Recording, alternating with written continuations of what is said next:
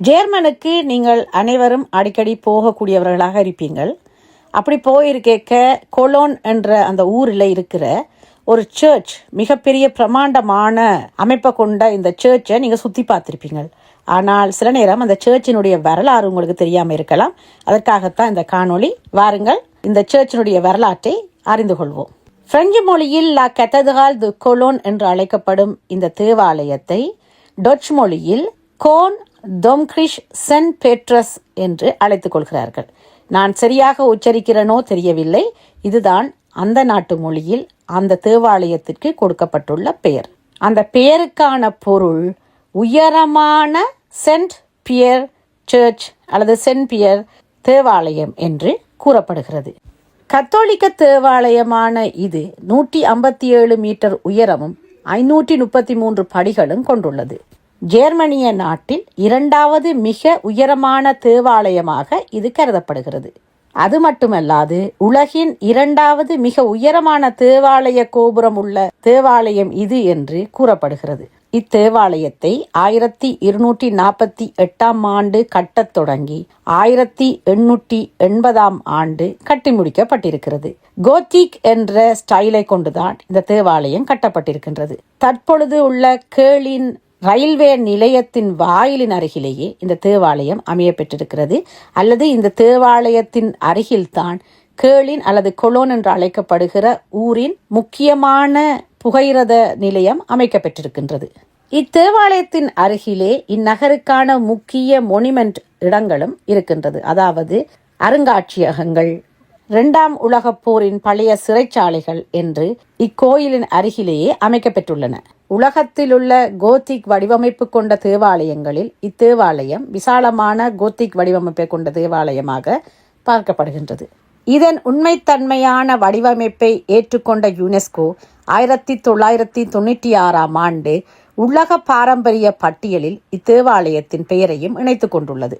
இதன் 7100 மீட்டர் சதுரடியை கொண்ட 2 கோபுரங்களின் அமைப்புகள் போல உலகில் வேறெங்கும் கோபுரங்கள் அமைக்கப்படவில்லை என்று உறுதியாக கூறப்படுகின்றது. ஜெர்மனிய நாட்டில் உள்ள நினைவு சின்னங்களில் அதிகமாக பார்வையிடப்பட்டு கொண்டிருக்கிற நினைவு சின்னமாக இத்தேவாலயத்தை பார்க்கிறார்கள். 2001 5 மில்லியன் பார்வையாளர்களும் 2004 6 மில்லியன் பார்வையாளர்களும் உலகம் முழுவதிலும் இருந்து வருகை தந்திருக்கிறார்கள். 2005 ஆண்டு கொலோனில் நடந்த உலக இளைஞர் தினத்தின் போது போப் பெனடிக்ட் 16 என்னும் போப் ஆண்டவர் இந்த நகரத்திற்கு வருகை தந்திருக்கிறார். ரோமன் கோலோனில் உள்ள ஒரு தனியார் வீட்டில் கிறிஸ்தவர்கள் இணைந்து வழிபாடு செய்து வந்திருக்கிறார்கள். பின்பு 313 ஆண்டு மிலன் என்பவருடைய அரசாணையின் வழியே ஒரு வழிபாட்டு தளம் ஒன்று உருவாக்க முடிவு செய்தார்கள். மிலனின் ஆணைப்படி தனியார் வீடு தேவாலயமாக மாற்றம் பெற்றது. சிறுக சிறுக வடிவமைக்கப்பட்ட இந்த தேவாலயம் இன்று மிக பிரமாண்டமான தேவாலயமாக எழுந்து நிற்கின்றது. 851 ஆண்டு தீ விபத்துக்கு உள்ளாகி ஆரம்ப நிலையில் கட்டப்பட்ட தேவாலயம் அழிக்கப்பட்டு 2ஆம் முறையாக செப்டம்பர் 877 ஆண்டு மீளுருவாக்கம் செய்யப்பட்ட தேவாலயம்தான் இன்று எம்முன்னே நிற்கும் இத்தேவாலயம். இந்த சிறந்த நினைவு சின்னத்தை காண யாத்ரீகர்கள் வந்து போகும் பொழுது அவர்கள் தங்க வைக்க போதிய அளவில் இடமில்லை என்பதால் பேக்கின் பேராயர் எங்கல்பட் 2 என்பவர் ஒரு புதிய கட்டுமானத்தை ஆரம்பித்தார். ஆனால் அவர் கொலையுண்ட காரணத்தால் அந்த கட்டுமானம் 1225 தடைப்பட்டது. மீண்டும் 1247 அந்த கட்டடப்பணி தொடரப்பட்டது. 1247 ஆண்டு இத்தேவாலயத்தை கட்டுவதற்கான முடிவு எடுக்கப்பட்டு 1248 ஆண்டு தேவாலயம் கட்டுவதற்கான முதல் கல் எடுத்து வைக்கப்பட்டுள்ளது.